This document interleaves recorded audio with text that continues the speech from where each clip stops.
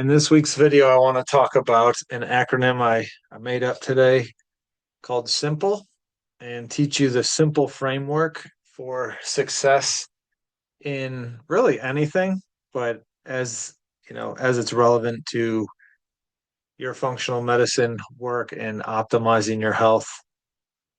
In your acute care plan, not acute, but in your short range care plan with me, but then long range after we've achieved, our Dixie Cup goal with you, the work doesn't stop there. The work is just beginning. And so this simple framework I developed today after speaking with a patient whose husband is a pastor, and he actually gave a sermon this past weekend on keeping things simple. And so I didn't have a topic for today, and we said, hey, why not give strategies to keep it simple in terms of continuing to grow your health.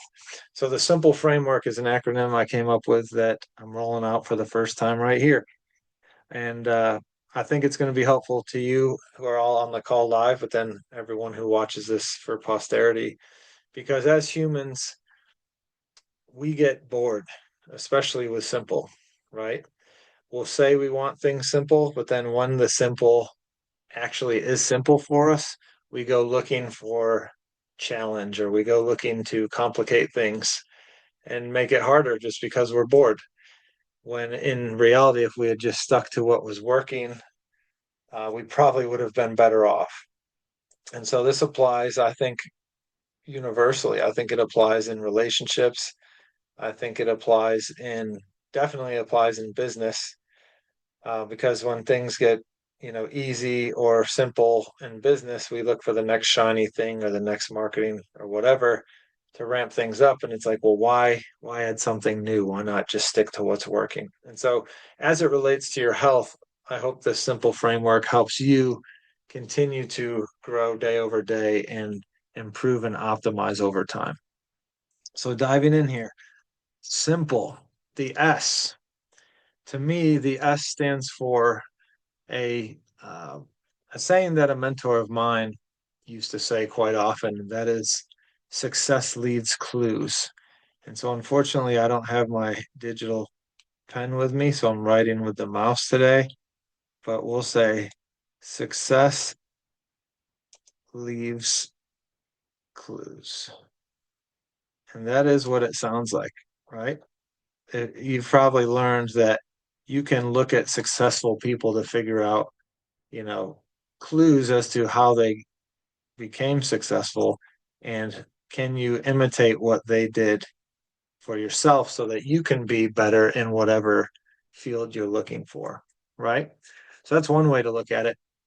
I'm looking at success leaves clues in terms of you, the person who's wanting to continue to improve, instead of chasing that shiny thing and that latest health blog that you read that's talking about this sexy antioxidant that no one's ever heard of from, the mountaintop of Peru, and it's the only source, and this person has the source for you. Instead of chasing that and adding that supplement to what you're doing, let's keep it simple and let's use success leaves clues. And so instead of looking at other people and saying, where have they been successful and how can that help me? I want you to look at yourself, and I want you to say, where have I been successful and what are the clues I've left for myself? And another way we could term this that we've talked about in the past is a different acronym, which is AMB, which stands for always measure backwards. And I've got a video on this that we've done in the past, but also in the success journal that you get as part of your care. There's a whole section on this with a QR code to this video. But remember that always measure backwards is a term developed by Dan Sullivan that talks about, instead of looking ahead of you and being depressed because your goals are out in front of you, if you picture the horizon line and say the goals you're aspiring toward are that horizon line, every step you take toward the horizon line, the horizon moves that many steps away from you, right? You can never actually reach the horizon line. So that can be discouraging because if your goal is an ideal, an unreachable ideal, then A, you're never satisfied. B, you always feel like you're failing. But every step you take towards that horizon line, even though you can't achieve the horizon, is a step further from where you started. So always measuring backwards is instead of seeing the gap between where you are currently and the horizon line, I want you to see the gain you've made from where you are now all the way back to where you started. So always measure backwards. Is forget the horizon, turn around and look backwards and see, look how far I've come from when I started. And if you look backwards and see all the gains you've made since the first day you started, those are the clues, or that's the success that you've left for yourself as a clue. That's the work you've done.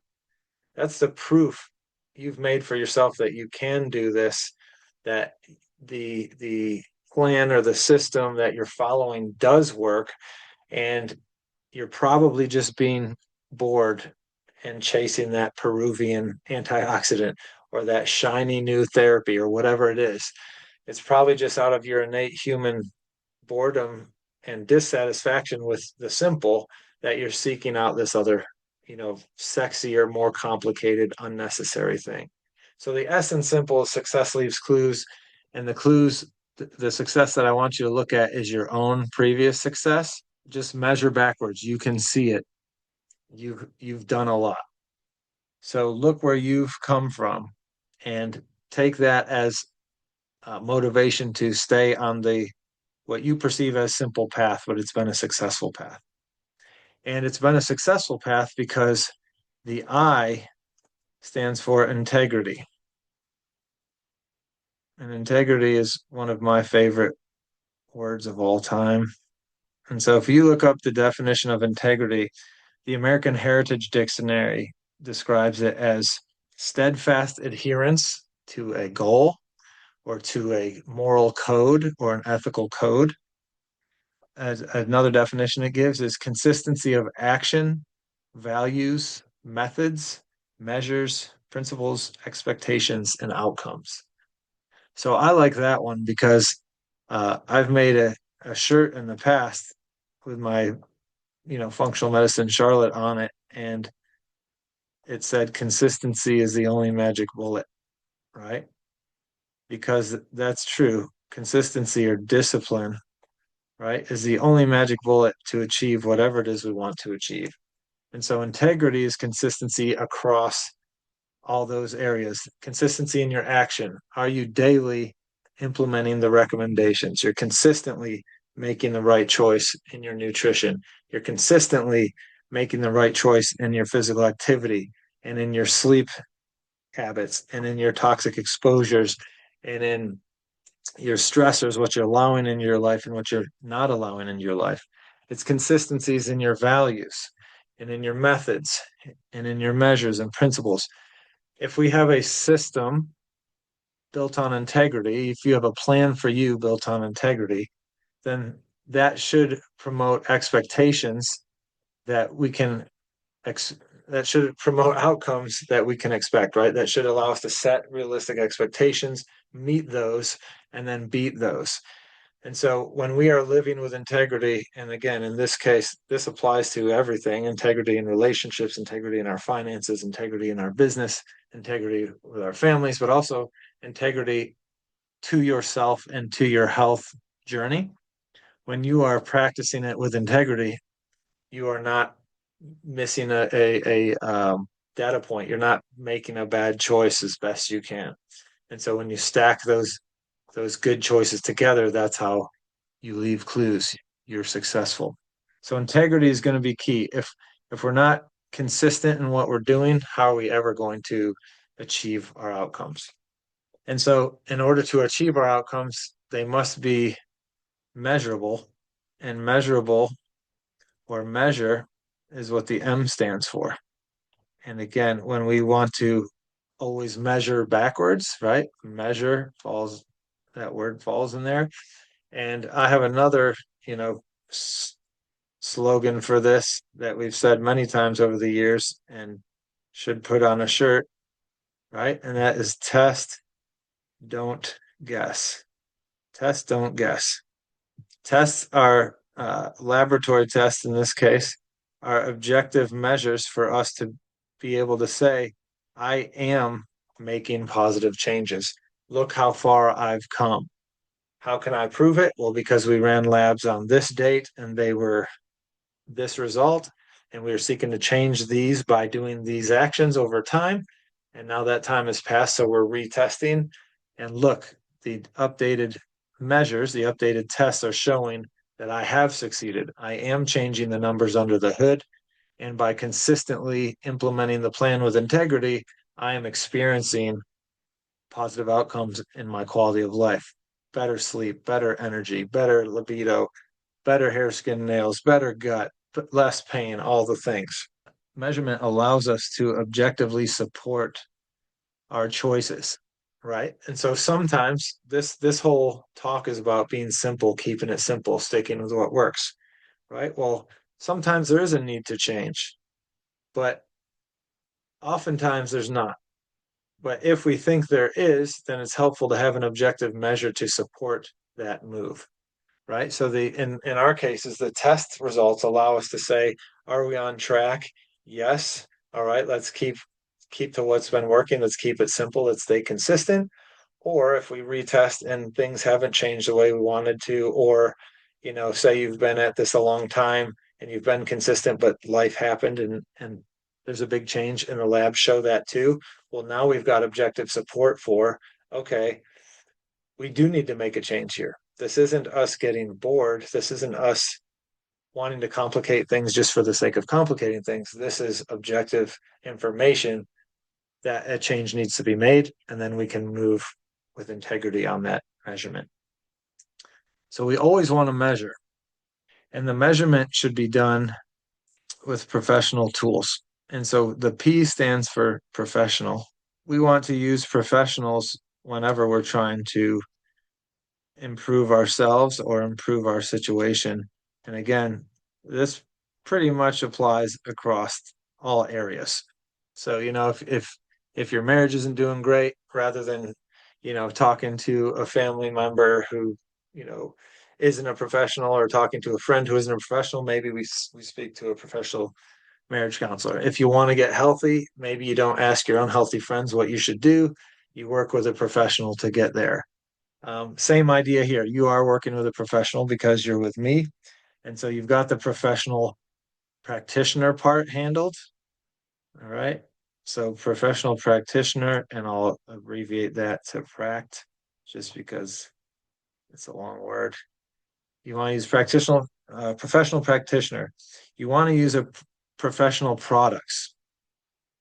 So we've published a video a couple weeks ago showing a couple different independent studies that have shown that supplements on Amazon are fake, right? And so if you're buying products from Amazon that you think are professional, but they're not because Amazon commingles their stores, then you're getting poison supplements. And they found some of the supplements had things like Viagra in them. All right. So when you're not using a professional company or a professional supplier of that professional company, things could go wrong for you. You want to use professional suppliers of food. What the heck does that mean? That means rather than, and we have to kind of spin this a little bit, but I would look at professional suppliers of food as people who are producing food as God intended. So, for example, if you're wanting to eat beef, you're buying grass-fed beef from professional beef growers, right? Which would be local farms that are raising their cattle on grass, finishing them with grass. So you know what you're getting. They're professionals versus the feedlots in Kansas who are making obese, unhealthy cows because they're feeding them corn, soy, alfalfa, things that cows don't eat. So we want professional sources for what we're putting in our body so that we can be pros at creating health for ourselves, right? And then, of course, you want to use professional lab companies and suppliers of other materials. So professional labs and professional other products. So if you were going to use red light lasers or near infrared saunas, there's different levels and different quality. So you want to get the quality, use the quality products so that you can get quality outcomes. And then lastly, we want professional proof. And the proof is one way that you know you're working with professionals, because professionals can track their outcomes and like to track their outcomes. So in the case of, say, working with a practitioner, the professional proof would be, do they have testimonials on their website and on their YouTube channel or whatever media they're using? So not testes. They don't have to be male, right? This is short for testimonials. We want them to have plenty of testimonials so you can see they've worked with other people and had success. And piggybacking on that would be proof via reviews, right? And there's Google reviews and there's Amazon reviews and there's reviews everywhere. You're all familiar with that. So the more proof in the form of cultural credibility of real people leaving real reviews, real people leaving real testimonials, that makes you as the consumer, you trust that professional more, and you trust their recommendations, and you'll more consistently apply them to yourself and have a higher chance for success. The L, the L stands for long term, or we could say longevity. Longevity is a sexy word right now. So L can be long term or longevity. And this is the long game, is how I look at it. Right. So again, the simple framework is about us being successful over time. So over the short term, but also the long term. I'd say it's easy to be successful over the short term. It's harder to be successful over the long term. Why? Well, again, because our nature, we get bored. It'd be easy to be successful in the long term if we just stayed simple, but many of us want to, complicate things. So look at longevity, look at the long game as investing in yourself, right? What's the investment mantra that you've heard your whole life, whether or not you're interested in financing and investing or what have you, right? The mantra is always buy and hold, right? Hold for the long term. And whether or not you believe that's true, that's the mainstream mantra. And so if you're going to be successful in investing per their view, you have to buy and hold over the long term. If you buy and sell, buy and sell, buy a new thing, sell it, buy a different thing and sell it because GE's good, and then Kodak's good, and then IBM's good, and then Google's good, and then Facebook is good, the likelihood that your investment is ever going to be large enough for you to retire on is low. Why? Well, because you've changed strategies every time you got bored, or every time a new article went out and said, oh, this is the next get rich quick, this is the next holy grail. Well, same thing with your health and yourself. If you're changing your lifestyle strategies, say every time a new diet book is published, from paleo to Mediterranean to keto to carnivore to lectins to what walls, there's an unlimited number of diet books. Why? Well, because people will read the next one but and adopt it because they're bored with the last one they read, right? So if you're continually changing your diet based on the new book coming out, you're not going to get where you need to go. If you're continually changing your exercise strategy because the next male or female that publishes a video with six packs of abs looks, you drool over that and follow them because that's going to be you're never going to get where you need to go. So the investment needs to be researched, and it needs to be followed. The key to the investment, to the buy and hold strategy, is to actually hold. It's simple to hold. You bought it once and you just hold it. It's the easiest thing you could do. It's complicated to bounce from stock to stock or investment to investment to investment and timing it and knowing when to buy and when to sell, etc. It's really simple to just buy and hold. So once you've got the success leaves clues from measuring backwards, you've got the consistent plan that you can implement. You've got measurements showing that it's working. and you've got professionals helping you along the way, well, then just continue to invest in yourself and hold that thing. You don't need to change it again unless the measures say a change is necessary. Why do you want to buy and hold? That brings us to the last letter, which is E, and that stands for excel. And we want to buy and hold because the real power of buying and holding comes from the compound effect. And the compound effect, again, is momentum over time. So you want to buy and hold or invest in yourself over the long term because consistency, like I said on the t-shirt, is the only magic bullet. The more consistently you're doing the right things over time, you're compounding your returns. And those compounded returns allow you to excel, which the definition of excel is to go beyond or surpass. So you will be better than you just by continuing to keep it simple and do the right things and stack days together. Like James Clear says in his book, Atomic Habits, shoot for 1% better every day.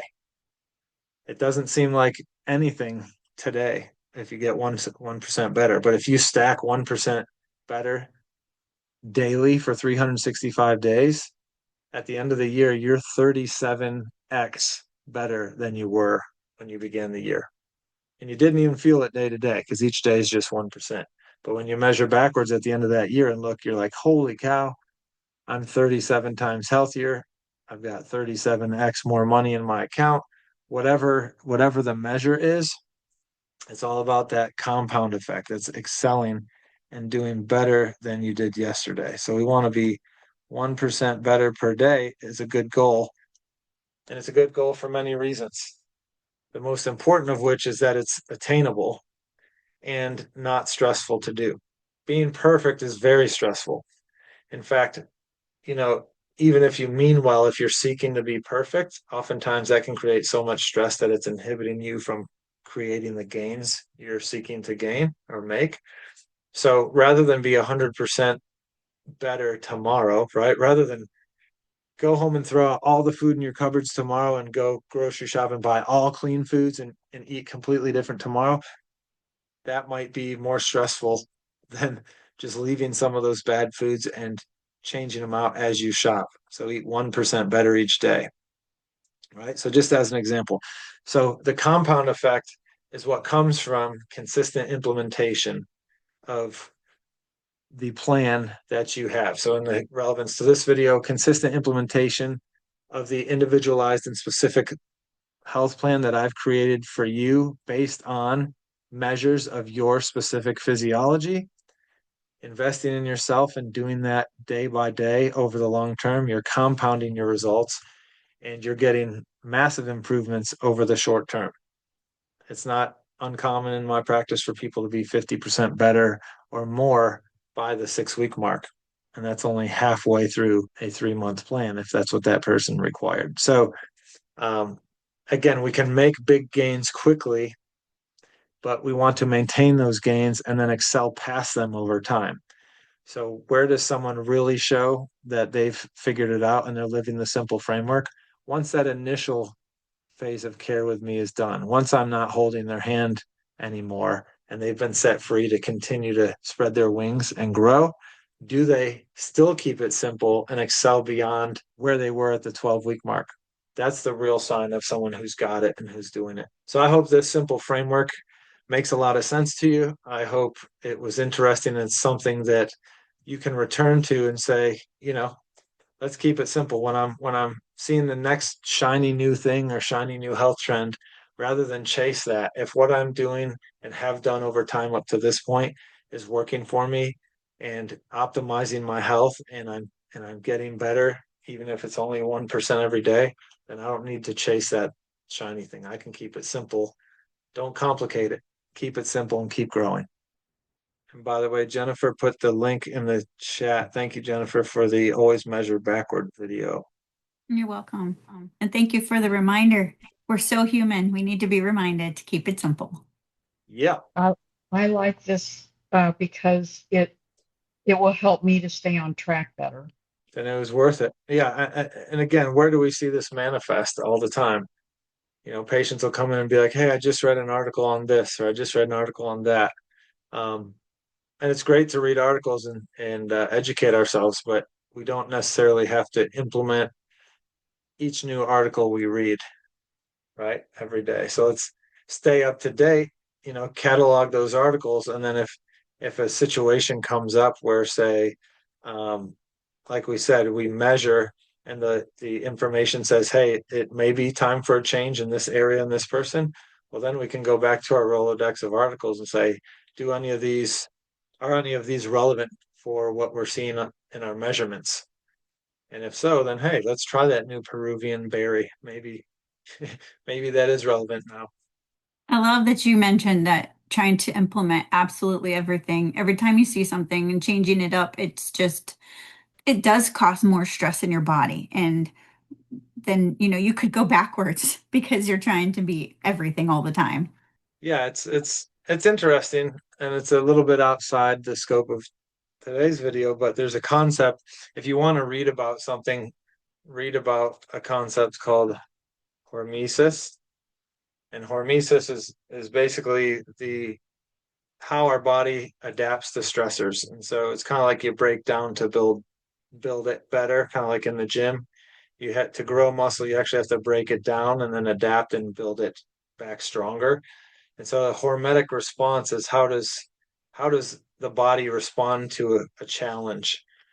And so yeah, the we should be able to adapt. I heard a saying recently that said humans weren't made to be healthy, humans were made to adapt.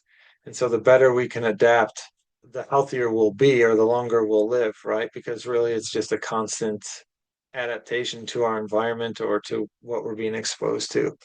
And so, trying to change everything 100% can be too stressful, mental stress wise, and then we give up. So that's not good. But it's not a bad thing to challenge the body and force it to adapt if it's not too much of an adaptation, right? Like I can't adapt to a car hitting me, but I can adapt to contracting COVID. And I actually want COVID because there's a new exposure that I'd never seen before to my immune system to train it and make it stronger.